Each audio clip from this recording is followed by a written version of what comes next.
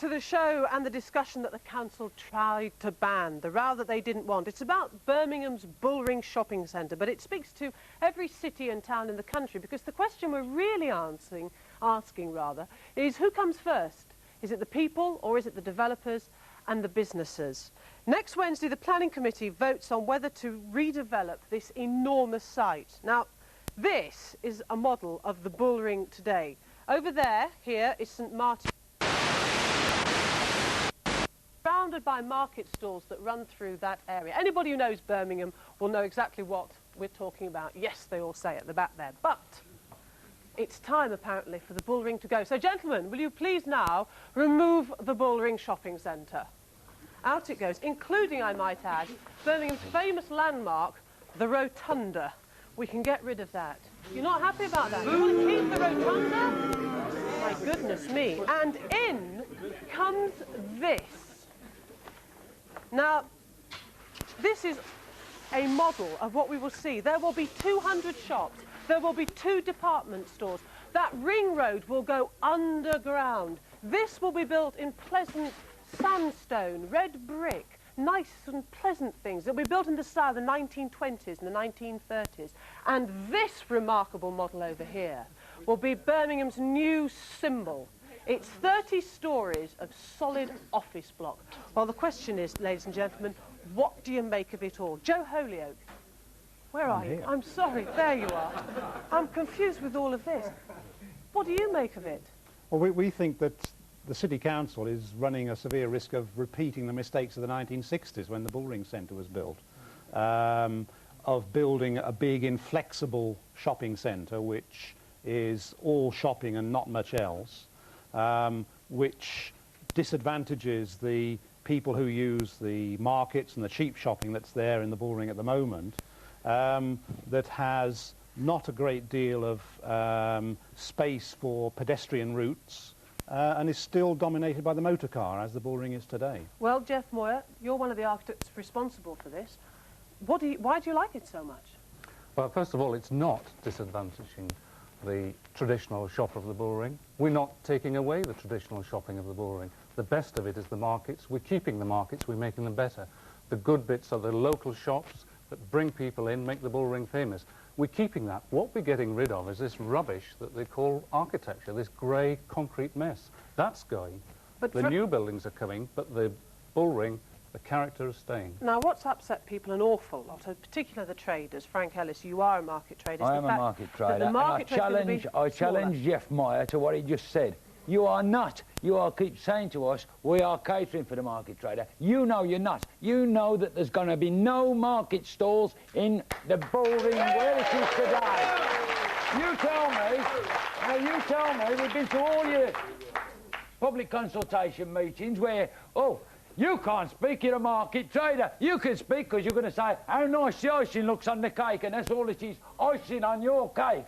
Because when you get down to it, that's what it will look like. A load of rubbish. And I tell you what, you've opened this up. This is the part you've opened up. Here, there you are. We've given you a nice half-a-mile walk to your markets, because that's where you are now. Before the war, pre-war, the markets was here, all the way down the road. Slowly but surely, they shove it out. When they want more of the city centre, they take it off you, the market trader. And not the market trader, the citizens of Birmingham. 57% of you people are market shoppers. Right. Those are the people they don't want in. Right, Frank, I think you made your point. Jeff, how do you reply to that?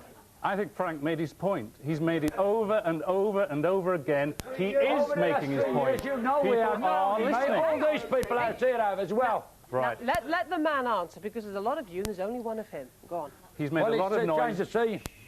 He's made a lot of noise and nobody has shut him up. He's been there every night, every meeting, saying the same thing. He's been saying that we're doing away with the markets.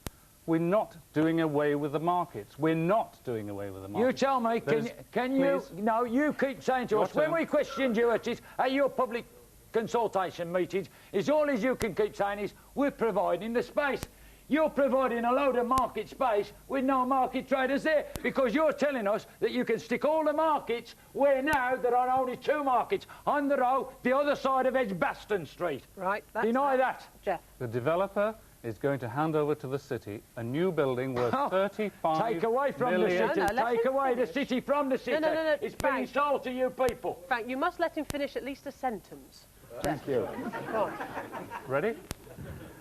The developer is handing over to the city a new building worth £35 million that is for the markets. It's creating exactly the same space that they have at the moment, and there's an absolute legal commitment Who's for the paying for developer. it? Who's paying for it? The developer. Go away. The developer's That's what we're paying not for told it. by the city then. Frank, there are other market traders I know in our audience. Well, Let's ask hear from them. some of I'm going Ask to. them. I'm going to. Hang on. Ask them. Yeah, go on. For 3 years, we as a market traders, under the banner of the Preservation of the Bullring Committee, have negotiated with the developers LET. From day one, we professionally put forward plans, not in opposition to a development, but in opposition to what they wanted to do. And we put a plan forward that would make the city look wonderful, the city centre. Let me say something which perhaps Jeff isn't able to say, and I should take my life in my hands and say this.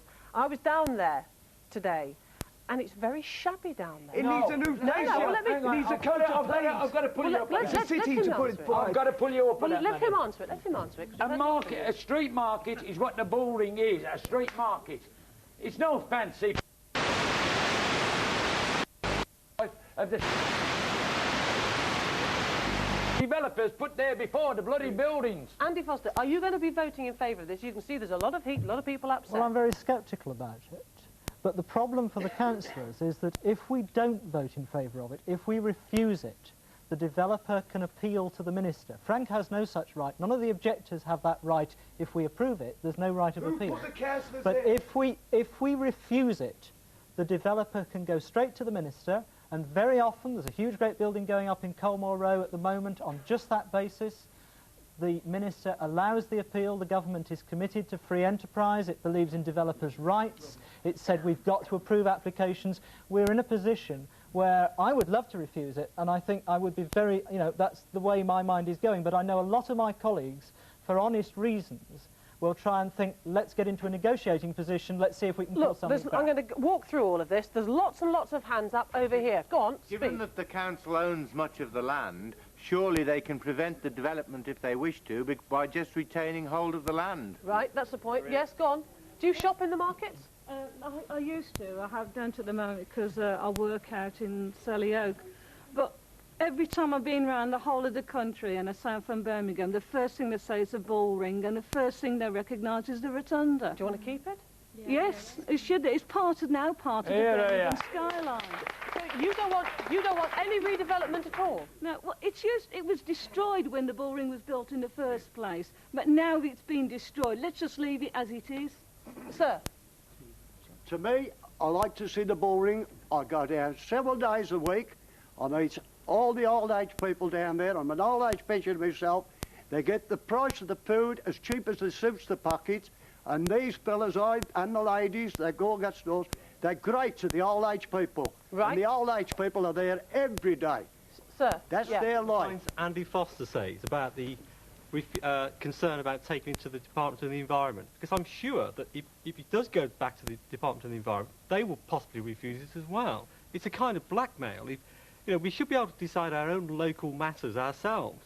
I'm fed up with this sort of central government decision. We ought to stand up for our own environment. Now, you have been part of a new scheme, haven't you? You've looked at a different way of redeveloping the Bullring area. What sort of plans would you put forward, or have you put forward? Well, I work for an organisation called Birmingham for People, and for 2 years we've been campaigning on the Bullring issue, and we've supported the market traders and what they've asked for.